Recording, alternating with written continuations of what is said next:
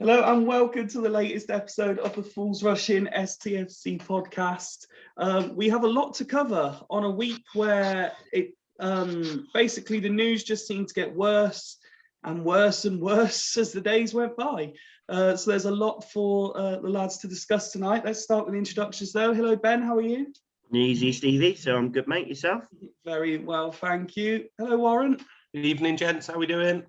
Very well. Woody, good evening. Good evening all right. And last but certainly not least, good evening, Christian. Evening. Well, it's been just over a week since we met, so we've got two games to review. Starting with the FA Cup defeat to Man City. We all went in with such high spirits after everyone was a bit sort of on the fence about it, I made sure everyone was positive and, we were absolutely going to smash this team that had 14 players out with COVID, no manager, no everything. And then I think it was you, Woody, who messaged, 45 minutes before kickoff and said, lads, do you realise that their lineup has 10 internationals, one under 21 international, and equates to £420 million worth of talent. And suddenly my face when I was in the pub with Craig and Kieran just went, oh. Needless to say, I think it's the result most were expecting. I don't think many were too downbeat. I think we got what most wanted in terms of seeing a score against Man City. But it wasn't, for me personally, we certainly weren't embarrassed. I thought 3 of the goals were defendable, which I'm sure at least one of you will come on to mention. We caused ourselves our own problems at times, but there were highlights as well, the goal aside, you've got the penalty save as well, which we just sort of briefly discussed before we came on the record. Ben, you appear first on the screen, and in the absence of Rich, who likes to go first for these match reviews, what did you make of it all? I think City won in third gear. I think we made a good account of ourselves. I'm quite pleased that we stuck to our principles and played the way that we did, though the goals we conceded, 3 of the 4 were pretty bad and avoidable. I think from a Swindon point of view, it was great because it was a great money maker. The players probably learned a lot from that game, how to play football properly, and and it was a great event for the fans. But I think it's about as far as it goes. That is it. I think for City's point of view, it was a very much a forgettable training match. Really, they didn't really need to kick on too much. You're right, 3 of the goals were avoidable, very avoidable, poor by League 2 standards. The goal we scored was a lovely goal, but it's because City switched off. But we got to see some class players, and we had a few moments. We had breadcrumbs where little moments where we had a corner and freaking with that free kick just after 3-1, and little moments like that. But it literally was just moments. But at the end of the day, I sat down, watched the game, and didn't really care. I just hoped we didn't get tanked. We didn't, and I just sat there, just watched some proper best in the world talent come to the county ground, and that is what it's all about. And I thoroughly enjoyed it. My lad enjoyed it. The atmosphere was great. So it was worth the money, but I think the game itself was probably largely forgettable. I'm not going to lie. As you know, the eternal optimist I am. When we got that free kick at 3-1, I did turn around to my mate who I was with and said, you know what, if we score this, we could do this. Yeah, we could turn this around completely. Still daring to dream that could happen. Woody, if we can, let's just talk about the Man City goals that me and Ben have alluded to there. The first one is avoidable potentially, but these things happen. You see these sorts of goals, it gets laid across, and if the defender or goalkeeper miss it, then it's a nice easy tap in for 1-0. The second goal, carnage, absolute self-destruction. The third goal, I don't want to come across as being harsh, but I don't think as a goalkeeper you should be getting beat by that free kick at all. And the fourth goal was the best quality goal of the 4, in my opinion. Yeah, I mean, the fourth goal was a good goal, let's be honest. And I was, if I wanted anybody to score against us on Friday, it was that lad. I thought he was very good. He's looking like he's going to be a good talent. Yeah. I was almost just, and this is probably because I was watching it on TV and I wasn't there, but I was probably almost as disappointed with the first goal as I was the second goal, because Odemayer's defending for the first goal was dreadful. He didn't. You're taught that, yeah, okay, the ball's going to come across. Could Ward have done better? Yes, potentially. But if Odemeyer just stuck a foot out, that ball's gone out for a corner. That's literally all he had to do.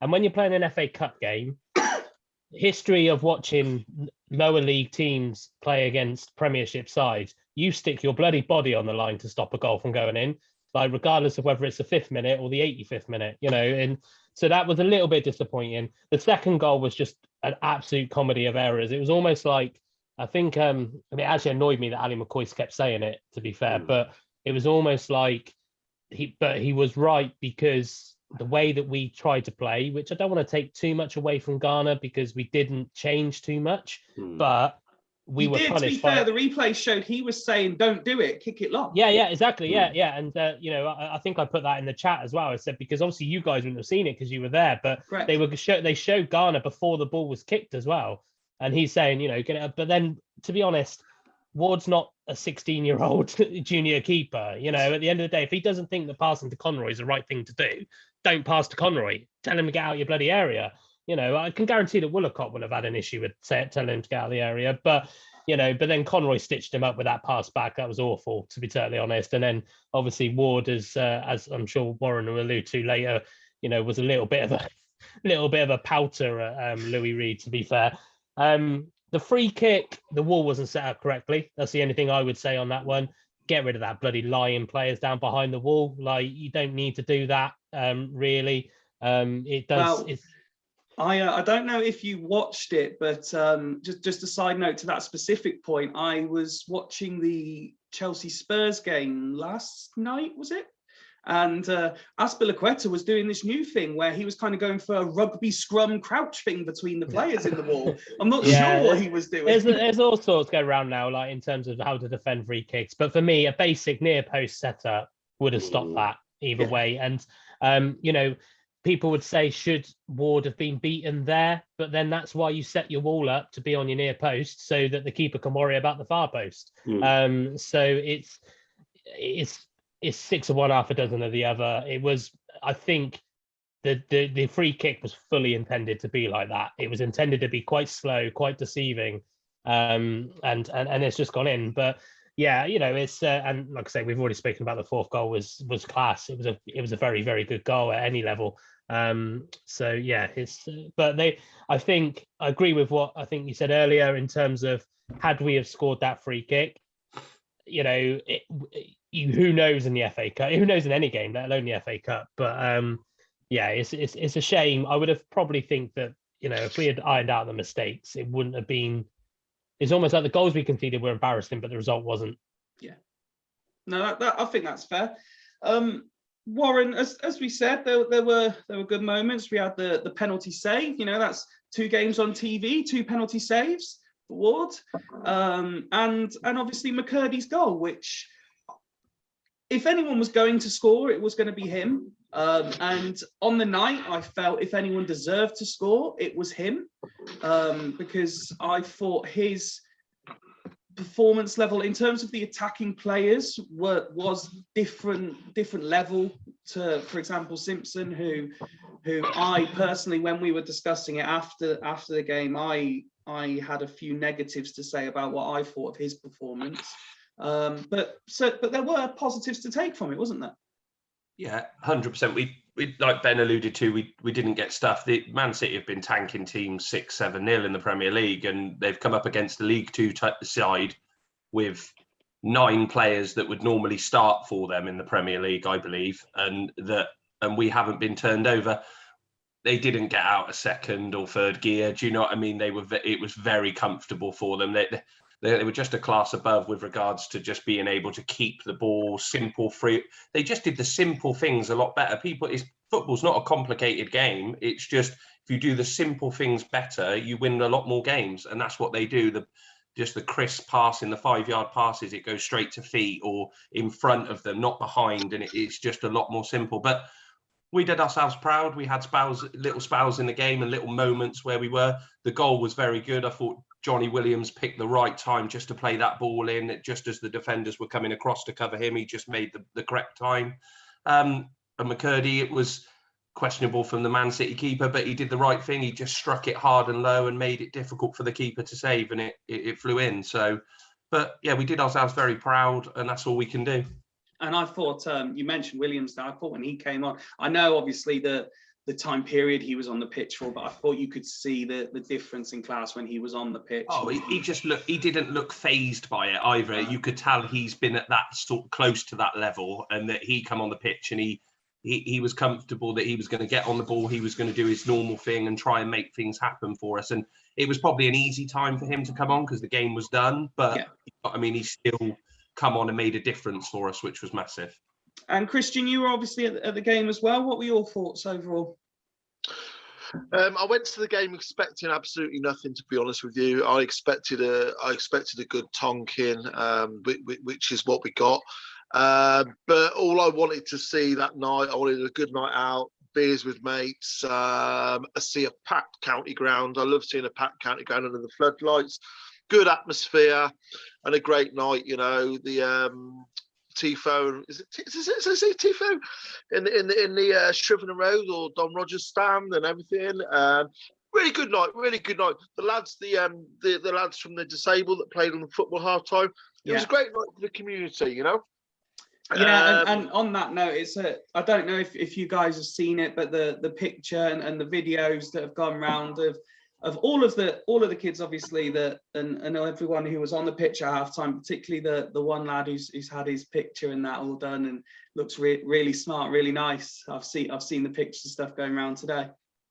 Yeah, absolutely. Yeah, great night for the town. Great night for supporters. The football, I don't want to try. I thought we were very poor. We were like rabbits in the headlight. I would expect any team in League Two to do at least as well as we did on that Friday night, if not a bit better, to be honest with you. I think a lot of teams in our league might have lost that 3-0, something like that. I know it's still a 3-goal difference, but I thought we were outclassed for very large parts of the game. And we sat off, and I agree with your comment. Well, your thoughts probably about Simpson as well. McCurdy, brilliant. He was up for it. There were 2 or 3 up for it, and the rest were just passengers. We as much as like you say there, it's a great night for the community, and the rest of you guys have said that overall the team did us proud, etc. It just seems that Swindon are always one of those teams that whenever something good happens, that there's always a negative, bitter aftertaste as well. And I think it'd be remiss of us not to mention do we still have to use the word accusations of sort of racist abuse aimed towards Ashley Cole, which, if true, and as I understand from people that I spoke to that were down that end of the ground, it was sadly true. There's no need for it at all anyway. What's Ashley Cole done to upset these people? It's not like he's constantly berating Swindon Town through his playing career by constantly taking the piss out of us because, never featured.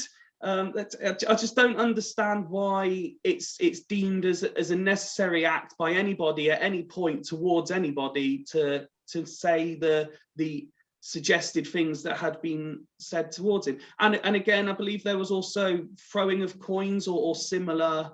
I just don't understand. I mean, I know you guys will probably all say the same thing, but I just don't get it. Ben, Ben's wanting to make a point but muted himself. I'll talk then. Okay. From everything I saw and heard in the town in that night, I didn't hear a single racist comment. I heard him called a W. I heard him called a C. I heard chants about Cheryl Cole. None of it very nice, none very pleasant, but also none of it racist. Now, if I'm wrong and that did happen, you know, that is disgusting. The people that did it, you know, need to be held to task for it and banned from the ground. My concern is I did not hear anything racist. I heard dogs abuse. Now my thought, I've had a chat with a few people about this, is what you've got, and you say Fifey, why is Ashley Cole being targeted? Great footballer for England. Yeah. What you'd have had in the town end that night is a lot of Tottenham, Arsenal, Man United, West Ham supporters that have come along for a day and night out at the county grounds. And obviously remember Ashley Cole as that player that left Arsenal for Chelsea, or played for Man United played for Chelsea against me. And I think that's where the abuse would have come from. It wouldn't have come from Swindon fans that think Ashley Cole's done us wrong, because he never has. But my theory is that's what you've got. You've got a lot of people who, Swindon are their second club. They've all got a Premier League club. We're based near London. You'd have had a lot of Arsenal fans in there. You'd have had Tottenham, and you'd have had, you know, the West Ham and the like that use it as a platform to give him abuse. And I've heard it mentioned, and you're right, it shouldn't matter where the post-match analysis is done or anything like that. I get that. You know, nobody should have to suffer racism at football. Absolutely, 100%, totally agree. However, I would still question the decision of ITV to put the gantry area in that corner. Totally agree. Yeah. Not that I agree with Christian, not that that makes it right, but if you're going to put it in a corner of a ground, don't put it in the corner there. Do you know what I mean? I think it's stupid. Like, we've had FA Cup games before where they've put a makeshift little studio up and stuff like that, where they've had them inside. I remember when we had it, I think Lineker or something was that, they were all up in the thing. I totally agree with the comment there that they should. Not that, but it's like Christian said, there was been so many people that have bought tickets that were fans of another club and not really supporting Swindon, that have just come along for the game because it's Man City and everything like that, and they would have given it the big. And from what I heard, it was at the end of the game, wasn't it? As everyone converging into that area, so maybe not in the middle of the game or at half time you would have heard it, but. Yeah, it's disgusting. It should never happen in football. And it should never matter. But I agree, the decision to put where they were doing their punditry and all stuff like that, it was an awful decision from ITV to put it there. It was just a lack of research, really, for them to find out where the noise came from at the county ground. And they know Ashley Cole was a controversial figure in his career. And he could have put it up by the Don Rogers and the Stratton Bank in the corner there. Yeah, they did it there. Or even there's lots of better places that you couldn't imagine a worse place they put it, especially when people are exiting. But like Christian said, I walked past them to get out of the ground. I saw like bits being thrown, nothing like coins, but like a bottle or something just going over the top of stuff, like a Fanta bottle and stuff. So I didn't hear any racism. I'm quite pleased because I was with Jack. I didn't hear any racism. I didn't hear any chance of that being shouted out or being called anything other than the W, and like stuff like that. But yeah, it's just not pleasant. It's not nice, but it's a shame. But Woody? Yeah. Well, I wasn't there, so I didn't hear anything. I don't even know what was accused. I mean, I agree that the back placing was pretty bad. I think in general the placing was pretty bad. Never mind, in terms of whether there was racist abuse or not. I thought ITV's coverage itself was pretty bad as well, to be totally honest. But that's for a different day. But racism, no place in football for it, and definitely not throwing coins at anybody. But I feel like it's unfair to comment without saying, because I feel that sometimes and I don't want this to come across wrong, but sometimes I feel that banter with players can even if it's not intended to be racist, can be turned into a racist chant or a racist comment. Now, obviously, I don't know what was said, so if it is for the worst of the worst, then definitely not. But if somebody said that they're being racist because they're talking about Cheryl Cole and it just so happens that Ashley Cole is black, so it's a racist comment, then that's ridiculous. That's not racism. But yeah, I don't know what was said, so it wouldn't be fair. That's completely fair enough.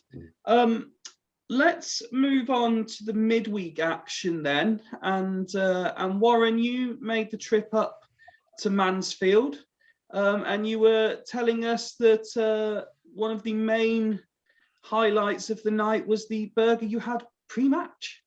It was that good. Well, I was hoping it wasn't going to be the highlight of the match, to be honest with you, but it was very good. Yeah, it was a good away trip. My first away trip of the season. I sometimes struggle for Saturdays, so the midweek turned out it was okay. Onto the performance. I don't care what Garner said. There was definitely a cup hangover. We were just miles off it, absolutely miles off it for 30 minutes. Clough had done his homework.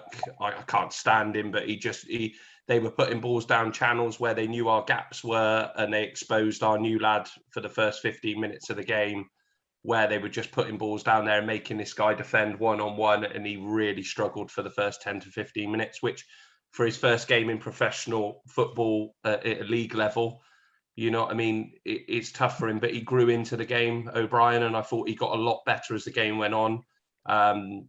His distribution was good. He was good on the ball. He looked pretty comfortable as the game went on, and he grew into it. But we were miles off it. It wasn't just him the reason we lost. We all over the pitch, we had passengers that we were carrying. Simpson was awful. You know what I mean? And I'm one of those that always stick my hands up to him, say he's a 19-year-old lad. It's a big burden on his shoulders to be that vocal point for us. But he was awful. He was not trapping the ball. He could not hold the ball for us in areas of that first half when we needed just to hold the ball at the top end of the pitch. He did not do it for us.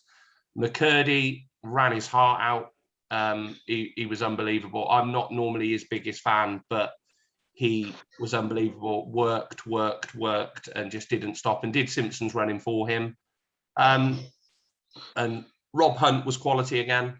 Rob Hunt is turning into one of the players that a lot of people think. Look at Rob Hunt, and he doesn't get the recognition that he deserves. He's been slotting in at centre half, playing wing back for us, and he doesn't look out of place in any of the positions that he plays. Unsung hero. Yeah, but the result, we didn't deserve anything from the game. The second half, Garner said we were better. Yeah, we were better, but it was because Mansfield had a 2-goal lead, and they knew that they could sit back and try and catch us on the break, and that's what they tried to do. We just didn't do enough, and we give ourselves an absolute mountain to climb.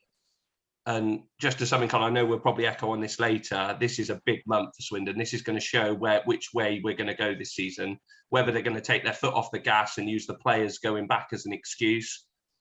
The money must be there now in the club for us to maybe go and sort this embargo out with the City game and everything like that. I don't know if they're waiting in the wings, but we need some players in, because these players that are starting look comfortable now. I think Simpson just thinks, well, they've got no one else, so they're not going to drop me. Then, you know what I mean? I'm up there on my own or with McCurdy, and I'm going to keep getting picked. And the only place that we've got competition is in the middle of the pitch, and we're looking stretched at the back now, which is tough. But overall, about the Mansfield game, we deserve to get beat.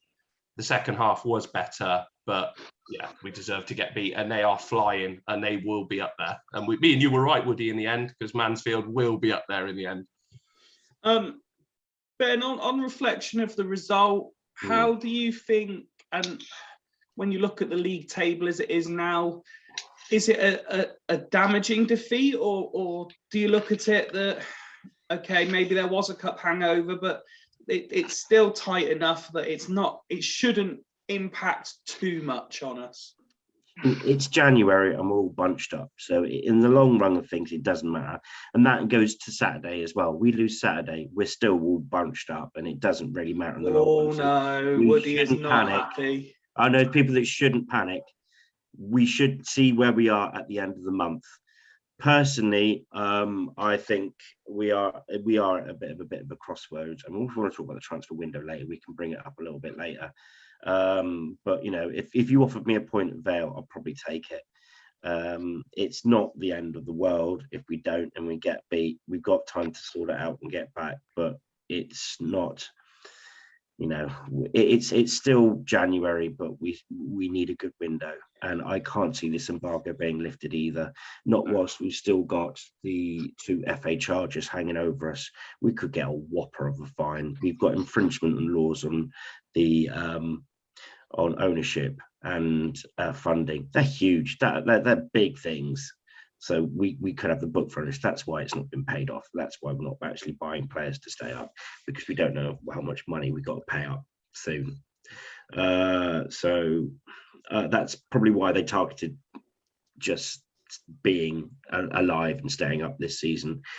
We're handily placed. We're great. We're in a great position. We're 3 points from second place in January. So as we are, it's great.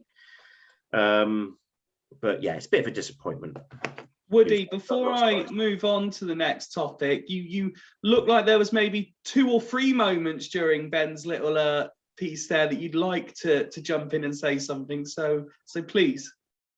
Well, I was going to say, make sure you go to Christian after, because he definitely had his hand up. I've seen Christian. I knew I'd wind Christian up saying that. I 100% disagree that Saturday is not a game we can afford to lose or draw. We have to win on Saturday. And the reason I say that, okay, if we lose, we could drop down to 9th, and we will only be, depending on how Orient do, we'll only be 6 points ahead of them, with them having a game in hand. Port Vale are currently 2 games in hand of us and only 2 points behind. Mm-hmm. We need to win this game to keep that psychological difference that Port Vale need to win their games in hand, because if they beat us on Saturday, they don't need to win their games in hand to stay above us as it stands. But there's still another 70 points to play for. Yeah, there's going to be ups and downs. There's going to be highs. Yeah, we're going to go on a spell where we win 3 in a row, and then we're going to go. When you're so bunched together, you've got to beat the teams around you. It's you know, it's unfortunately that's the way football is. If you're bunched together, is it defining? Yeah, it's not defining. It's not. No, it's not. But no, and we've beaten the teams around us. Look at the teams ahead of us. We've beaten them. I would throw into that mix. If I can, I would throw into the mix though. If you're going to look at it in that sort of very black and white fashion, then you've got to throw in the mentality side of football as well, and building momentum and stuff, and positive momentum, negative momentum. You lose to Port Vale, that's okay. It's slightly over, but you could essentially say that's 3 games in a week you've lost. Oh, confidence. Huge 3 games in a week. Huge knock. But I don't care whether one of them's Man City. You cannot lose 3 games in a week. And then we've got Rovers, Colchester. I mean, Rovers could go, although we should beat them, it could go either way. It's a derby. Colchester, we know what we're like against them. Yeah. And then that's, I can't remember which other midweek game it is, but then that's our January over. And then all of a sudden we're saying January is a really important month. And we've lost all the games. But this is where the players come into it, because I know we got away with it on the Christmas period because of COVID, but players are going back, and the squad is stretched. It is, you know what I mean, especially at the top end of the pitch and the back end of the pitch is where we're going to be struggling at the moment. And yeah, I get your point for looking at it against the teams that we're playing against. But the funny thing is, at the start of the season, we were going how good our away record is. This second part of the season is going to be how good we are at home, because we've got a lot of games at home. I was looking through the fixtures, and we've got a lot of games at home, and we've got to win these games at home. And this is what it's going to be all about. If we can get some momentum at home and win our home games, we're going to still be well up there. There's going to be a lot of winnable games at home coming up as well. There's been a couple of mentions about squad being stretched in January. That's next, but I want to bring Christian. I want to bring Christian in to have his say on particularly what Ben was saying and what we've all gone on to say about defeats and games you can afford to lose, and whether that's actually a thing. Christian. No, I think you've misunderstood me, Ben, because I didn't. I know I had a bit of a shake of my head, but no, I sort of agree with you, and I sort of agree with Woody as well. You know, where I'm at with where we are at the moment is that Mansfield game on Tuesday, I think that was a true indication of where we really are. We have, let's be honest, we've fluked a few wins at home. We've had a few smash and grabs. We've won at Forest Green. What a result that was. But are we better than Forest Green? Nah, the table doesn't lie. Forest Green are a better side than us. What I think we really are at the moment, and all this after Lordsmere show as well, Mansfield plays a day after us against Middlesbrough and in the FA Cup. So if anyone had a right to be, tying on a bit of a come down, especially as they came so close to knocking Middlesbrough out, it's them, not us. Now, I think we are about our true place in the league at the moment is probably about 7, 8, 9, that position. And that would be a true reflection, I think, of where we are as a club at the moment. So my hopes, I don't hold out any great hopes for the season. We've got all this court case and everything that could kill us. It could seriously hamper us. What I would like to see at the end of the season is we stay placed in that top 7. So we've got a puncher's chance in the playoffs and see how it goes. And I think we'd all say, yeah, that's been an okay season. If we went to the playoffs and we went out in the playoff semi-finals, we'd say, yeah, okay, all right, it's been a season of rebuilding, consolidation. Next season, let's go for it, because this league is ultimately it's shit. It's where all the shit sides sit.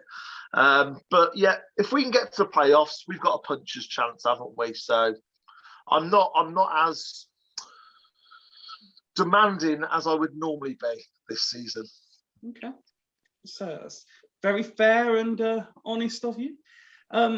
So as we said, there's been a few mentions of squad being stretched and stuff. We had Kessler, Hayden and Critchlow recalled from their loans this week. The latter then almost instantly signing for Plymouth. McCurdy signed his new contract. As far as I don't think I've missed anything, that's the only sort of plus news in terms of players. We haven't added anyone else since Mansfield that I'm aware of. So we're kind of going as is against Vale, where it seems obvious to say when we've lost two members of the first team squad like that. But firstly, I'll ask, how will you remember those two playing for Swindon? And then I will follow it on with how, fairly basically, because this will probably be a topic over the next couple of weeks, but how many currently do you think Swindon need to bring in, and where is most critical to add reinforcements? I will start with Ben. Right. Okay. What do you want? What I thought of the two that have just gone. Yeah. Start with the two that have gone. Yeah, the two that have just gone. Two decent players, two young, inexperienced. They just came in. Both grew a little bit. I thought Rom's lost his way a little bit towards the end. Sort of faded a little bit after a promising start. But he was all the attributes to go on. He's young. He'll play at a higher level and he'll learn more. I think he'll be a good League One defender. I don't quite think he'll be Championship quality. I think when it comes to Kane Kessler, I think the ceiling is limit. I think he's better suited to higher standard of football. I think he'll probably go out on loan again, but he'll go out on loan again to a top League One or a Championship side. And I look forward to watching him play at a high standard, whether it be Championship or maybe even Premier League at lower level. But yeah, I think his quality. In terms of strengthening the team, how many we need another centre back. We need 2 fullbacks, possibly another centre midfielder because we're not using Grant, and we need another striker. So we need a really hefty, busy January, possibly about 5 or 6. I'm not sure where we're going to get this because the embargo's not lifted. We're going to probably delve into a few youngsters. We're going to pick up 3 loans for a start, probably Premier League youngsters. So essentially, we'll be starting again as we did with Kessler and Roms. They'll be making mistakes afresh and finding their feet, which is not ideal when they had half a season under them. We might get one experienced one in, but that will be on the window as a day because we can't buy anyone. The biggest problem we've got is all our rivals, they lose a player, I will go buy someone to pick one up, and they'll spend 50 or a grand or some money. We can't do that. So we'll have to wait until players have like the last pickings and clubs are just looking to shift them off their wage budget. Then we can go in. Maybe we can get a good deal off someone. We got a cracking deal with Williams. Maybe we've got a rabbit we can pull out, but that's sort of what we're looking at. So I wouldn't put our expectations as high. Like Louis Barry, I think that's for another striker. That's probably as good as we can get, and probably would be our best signing if we would make another signing in January. So that is my view anyway. I wouldn't expect the earth, but it's definitely going to be a busy transfer window. Warren? Yeah, on the two. I read a slight bit of positive news about Kesler Hayden today, that they've been saying that he's gone back to Villa with a view of seeing if he could be involved in the Premier League squad.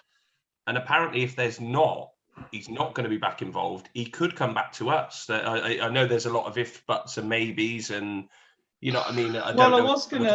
I was gonna say when Ben mentioned he's looking forward to watching him, I'd also read that it might not be that long till he gets to watch him again, because he may be on the bench tomorrow against Man United live on Sky Sports for those with a Sky subscription. If he comes on, that's brilliant, because then he can only come back to Swindon. But I'd be amazed if a League One club or a Championship club. Yeah, we're not looking. And we can't compete with that. And he's Villa. Villa going to look after their own, aren't they? So if no one comes in for him, he'll come back. Right. But it won't happen. No. But yeah, Kesler loved it. Bit hot and cold for me. Do you know what I mean? But you're going to get that from a young lad. Do you know what I mean? He probably was one of our better players against City, wasn't he? Because he looked like he really wanted to be in it, just to show that that he could do it against a Premier League side. So really trying to impress. Critchlow, I really liked him at the start. I think the injury sort of made it really difficult for him to get back into the side. And what you've got to remember with these loan players is that if they get injured, they expect these other clubs to walk back into the team again. That's what they expect. They want them playing, and they want them seeing them play games and everything like that.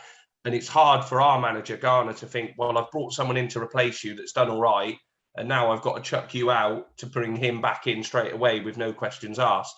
So I think it is a really difficult one for with regards to loan players, because they feel like they have to obligatory come back straight into the starting 11.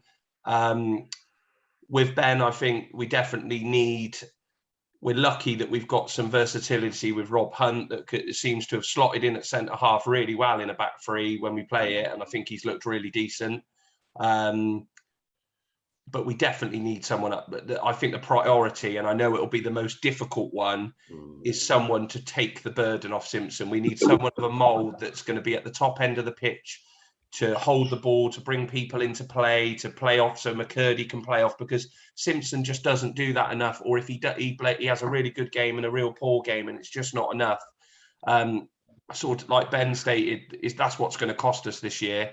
I saw today that Tranmere, they had an injury to a striker and they brought in Kane Hemmings from Burton. And I thought, what a decent signing that is at this level. Pace, power, scores goals, knows where the goal is. And, someone at this level that will score goals. But for me, the most key is getting someone that's going to score us some goals. And I know that costs the money. And it's probably going to end up being someone like a Simpson mould again at 19, 20. But at least if they bring someone in and they can bounce them off each other, do you know what I mean? And give them some competition to play against, it might bring the best out of Simpson as well. Because at the moment, I just feel like he's coasting, because he knows that, well, no one's can replace me at the moment, because we've got no one else to do it. So for me, top end of the pitch is a must. I think the defence we could get by. I think we could change to a back four if we needed to. There's the option of putting Grant back in there in a back three, which I think could work. So I don't think the defence is the key. I think we're in a point now that we're probably safe from a real bottom end of the table. So why not have a go and put that money on a striker? Because it might just chuck us right at the top end of this league again. So that's where my opinion lies. Okay, Christian? Okay, well, unlike Ben and Cookie, I listened to your question, Fifey, so I will keep it short. Kesler shit. No, Kes Hayden is one of those players. You get some players that will drop down to League Two and absolutely set it alight. You'll get two that sort of a little bit passengers who show a glimpse of class, and they can be quite average as well. I think Kes Hayden is suited to a higher level. I don't think having poor players around him will helps him. So I think he should go to Championship on loan and not come back to Swindon for his own career. Critchlow, average, thanks, cheers. If he comes back, great. If not, never mind. New players, you don't need to go crazy with new players. And I'll tell you what, we can talk about formations and he can get him in, do that. All right, okay. It don't matter because Garner will play the way Garner wants to fucking play. If Garner can keep Anthony Grant on the fucking bench, right, it doesn't matter who he gets in. He's got his own ideas. So what we need to do is have a real good core base of 11, stick with that 11, and just replace the players that have gone. It's pointless throwing money at stuff at the moment because there's so much uncertainty. Let's just try and stay roundabouts where we are in the league, make a couple of additions, replace the players that are gone, and just get a bit of consistency. Woody? I didn't mind Kes Hayden so much. I heard a story of when he got the phone call, he was actually having physio treatment, and he said, "I've got to get this because it's Steven Gerrard." Of which I heard that Ali just went, "Yeah, okay, you can get that one." But yeah, so yeah, and apparently he was a little bit devastated about going so early as well. So fair dues to him. But yeah, I agree with what the guys have said. He should be playing at a higher level, really, to suit a higher level style of football. Critcho, I was a massive fan of Critcho. That's why I was a bit disappointed that he had gone, but then at the same time, I'm not surprised that he's gone to a League One side. Yeah, I agree that he did dip a little bit after his injury, but I still think he, in my opinion, was probably better than the most of the centre backs we've got. But that's the risk with loan signings. That's what happens, isn't it? What do we need? I actually agree a little bit with Christian. I think we need to be careful that we don't want to overcrowd the squads. Yes, we definitely need someone at the back. A striker would be nice, but again, have we got the money to throw at it? Probably not. We want to be cautious. I don't want another Simpson. I think it needs to be somebody a little bit different to Simpson. But we don't. There's just not much available at the moment. That's the problem we've got. And but yeah, I do agree with Christian in the fact that we might as well just fill the gaps the smaller gaps, not the backfilling gaps. Make sure these loan signings are quality signings, first team players, which I think is something we have done wrong this season. Gilbert was a waste of time, sat on the bench all the time. Don't waste loans on players that are going to sit on the bench. Get loans in that are going to be in your starting 11. And then as of January the 31st, we know what our starting 11 is, and we build that going all the way forward because it's going to be a congested fixture list. So let's just get consistency in the team. No, absolutely. I've got noted down next to stick with you anyway, Woody, and just ask what the latest with STFC Women and the various levels are. But I did spot on the normal on the men's team's news that there was a new date announced for Exeter, and it made me think, because we hadn't spoke about it for a couple of weeks. Has there been any further news that you know of about a women's game at the CG? No, not yet. No, I think they're being cautious of the congested fixture list as well, and that's fair enough to them. I think we will have one. It's just when. In terms of an update, the first team had a very bad, in my opinion, quite a bad loss in terms of the league table on Sunday against Portishead. As you remember, before the Man City game, I said we should have beat them. Really, they should be one of the teams that we need to beat. Now I went, and I have to admit that Portishead were a lot better than I thought they were going to be. And at the end of the day, they deserve to beat Swindon. But there's. Sorry, played against the band. Portishead. It's a band, isn't it? It's not. Ladies' team, women's team. Oh, sorry. No, but they deserve to win, and it's that's what it is. At the end of the day, there's a lot that needs to happen at Swindon. I think there's a few things they need to address. My team are winning. That's all I care about. I'm joking. Obviously, I want the team to do well. This weekend they're in the County Cup. Again, this weekend should be a winnable game against team Durrington, I think it is, who are like 2 leagues below them or 3 leagues below them. So that should be a winner. And the development of Chip and Sodbury, I think. So yeah, it's a strange season for the women's setup. You look at it and you go, maybe we've been a little bit overwhelmed, maybe with Clem bringing us on board and all of that kind of thing. I don't know, but there's a lot of talk at the moment. Yesterday I had a meeting talking about next season. So it's really about getting the wheels in motion for that now. So if you're being invited to these meetings, then is that an exclusive for the podcast that you're still going to be there next season? I think so. I think so. It's more about what's going to happen to my current under-16s team. It's because they've had a horrible disrupted season, to be fair. So it's the natural development would hopefully see them play adult football, but I've put a case forward that they should go into an under-18s team. But we'll wait and see. You'd think, though, under Clem, the long-term future is quite secure because it's just going to get more resources as the years go by, as the club develops. There'll be more money available and the better quality, better training facilities will come. Yeah, and I think to be fair, they dare I say it, the training ground that's just been withdrawn would have been absolutely ideal to happen for the women's setup, although Lee Power absolutely hated women's football, so probably wouldn't have been allowed to play there. But men's football as well, would he? Yeah, that's true. Yeah. So really bastard. So yeah, it is. I think it is looking promising. He is very engaging, to be fair, with the girls and the women's setup. In terms of he is very passionate, and it is, as Christian alluded to the other day, a while ago, that big clubs now, or the professional clubs are all starting to do it. They're all starting to bring the women's structures inside. So it's a good. We need to take that as an opportunity, and especially when you look at the community feel. There was 210 representatives or something, or 190 to 210 representatives watching the Man City game from Swindon Town Women. So granted, that's parents as well and all that kind of stuff, but at the end of the day, that's where the community comes into it.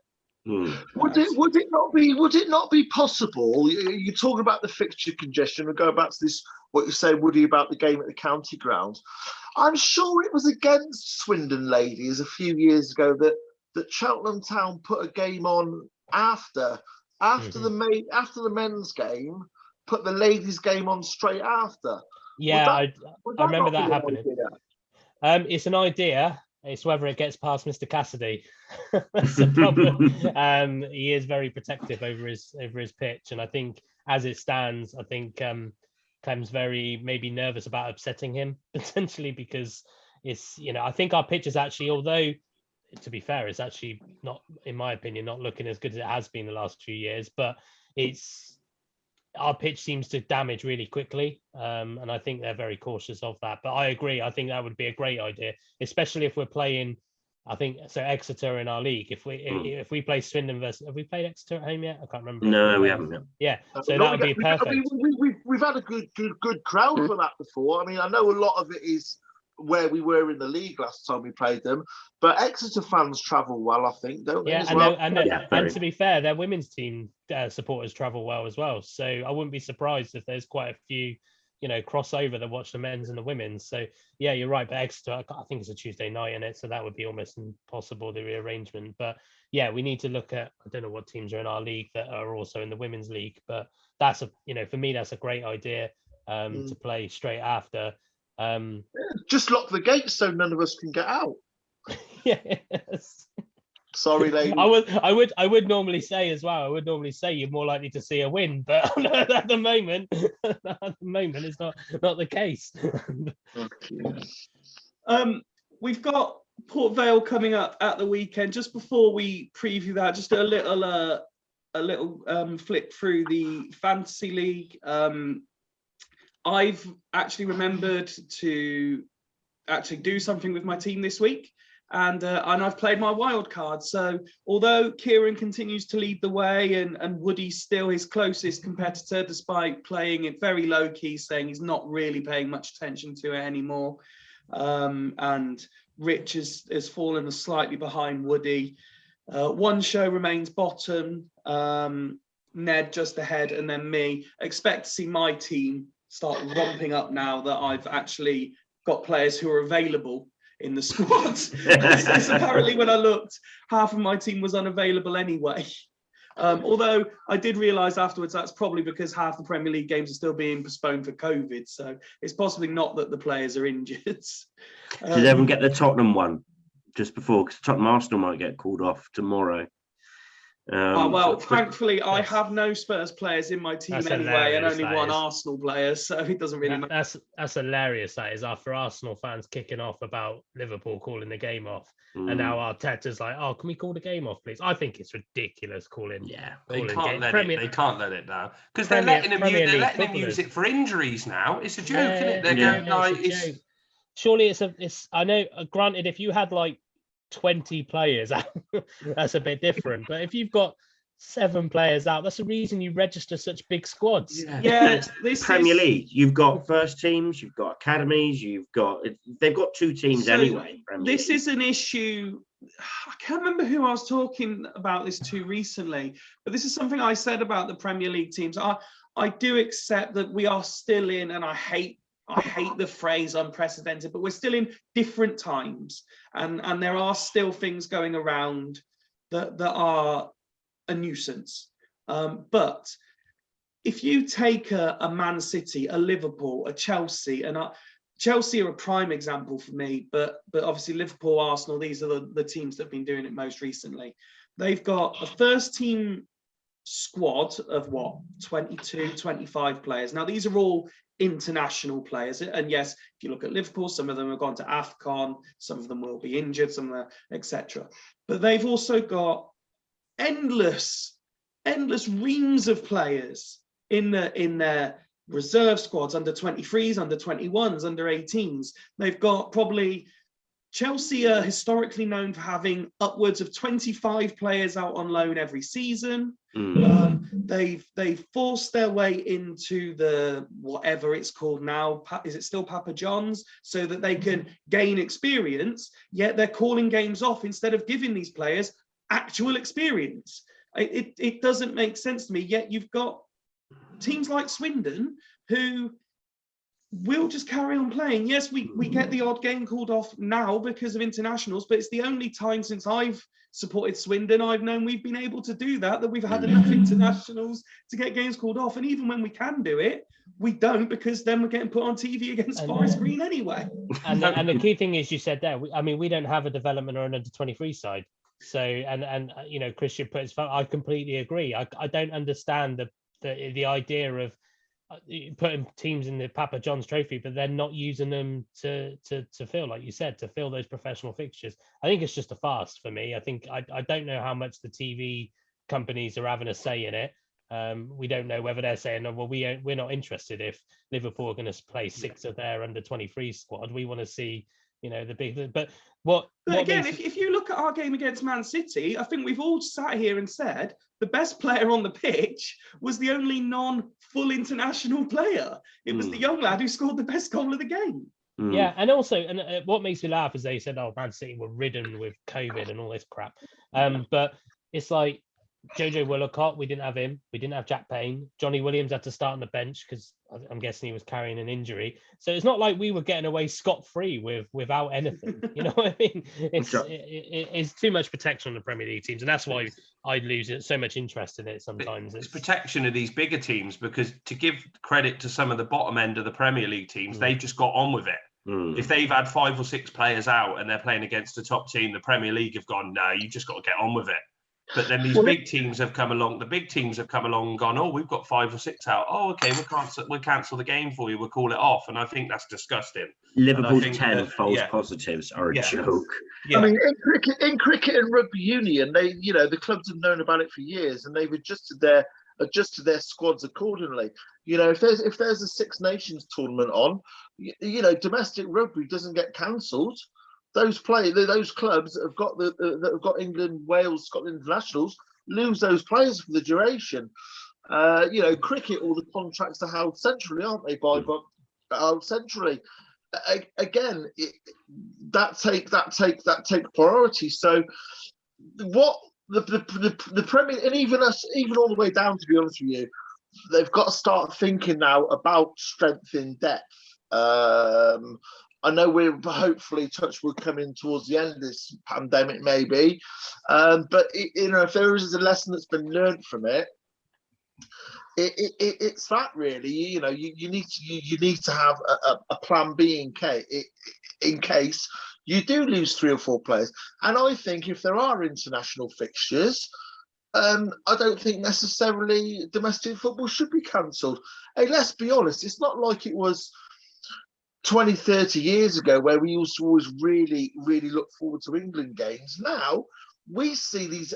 I'm sorry, I'm talking for all of us, and I might be wrong, but we see these international breaks as a bit of a pain in the ass because we're not getting our domestic football for a week or so. I agree. For fear of digressing slightly off topic, let's move on to previewing Port Vale. It got mentioned earlier about the importance of the game, but let's look at it specifically. And the first game, the first time we met them this season, obviously lost 2-1, and it's a game that's kind of been referenced in a few episodes as a marker. People are saying stuff like, if Port Vale are turning up and doing this and stuff, are we still? I think, Woody, you mentioned earlier, they're one place below us in the table. I think it's 2 points the difference, but they've got 2 games in hand. It's going to be difficult, isn't it? Well, we have a good record at Port Vale, don't we? At Port Vale, we have quite a good record. I'd like to think that maybe if something's going to stay with us this season, it's going to be our record away to Port Vale. We should win. We should win. In my opinion, I think that it's, and I do think I still stand by it. We have to win. In my opinion, it's for me. I'm a bit different in the fact of looking towards the future. For me, if you lose this game, what's to stop you from losing the next game? So for me, every game's a must-win game now. I would be disappointed with a point, and I'd definitely be disappointed with a loss. I think we go up there to win now. We've got rid of the FA Cup now. That's not that distraction. But I think we will win, but I think it'll be possibly a bit of a smash and grab 1-0. Warren? Our away form's gone out the window, isn't it? We've lost the last 3. 3 or 4, yeah. 3 or 4. I think we were thinking we turn up to away games and we win now, and it's definitely not the case. I think, I feel like I say this on every preview when we preview a game. For us, it's performance, isn't it? The way that we want to play football. If we perform and we do the right things and we do the way that we play and we play well, we're going to beat a lot more teams than we lose to, because I feel we do play it the right way, in my opinion. But at the moment, we've just been too off it away from home. We've been gifting teams leads, getting ahead of us. We play our best when we get ahead, and then we can let the game get the teams coming on to us, so then we can create the spaces and all stuff like that we need to do to win the game and stretch away. But I don't know what to expect from tomorrow. I really don't. We mentioned earlier about the squad.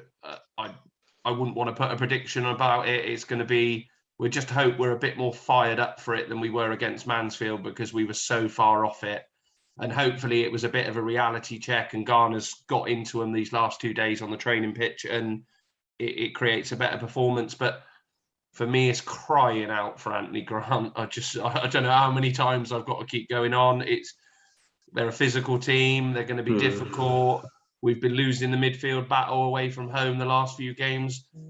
He can't just, if he's going to stay, he can't just keep not sitting on the bench. And when we've got players like Louis Reed that are still working his arse off, Leiden, we've got to look after him. He's made of glass. Williams, Gladwin's not good enough, in my opinion, at the moment, or not showing enough. So why not stick an Anthony Grant in there tomorrow and just think, if we're not going to win, let's not get beat. Do you know what I mean? Because that's the point of what Woody's making. Yeah, we need to win tomorrow, but a draw maybe not be the worst result because it'll keep us ahead of Port Vale.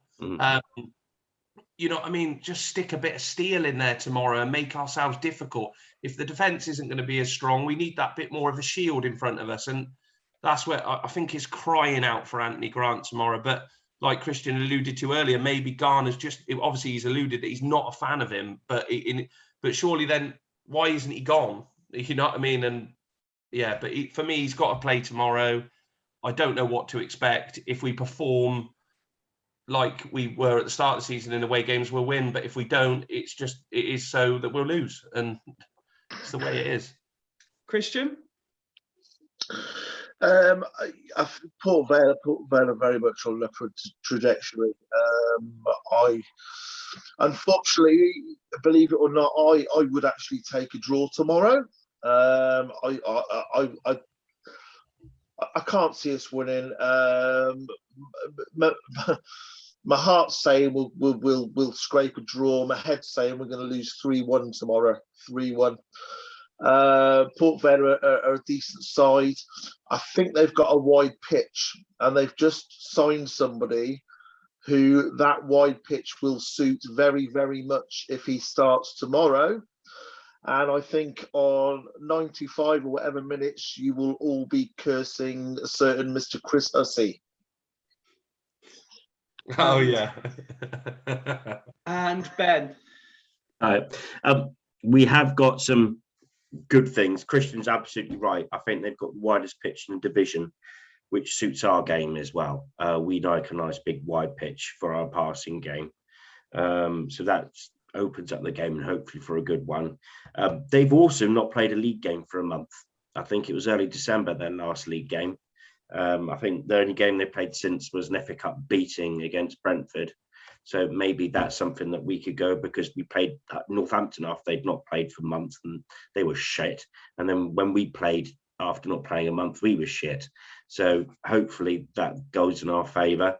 And the last one's McCurdy, a former player who's bang on form.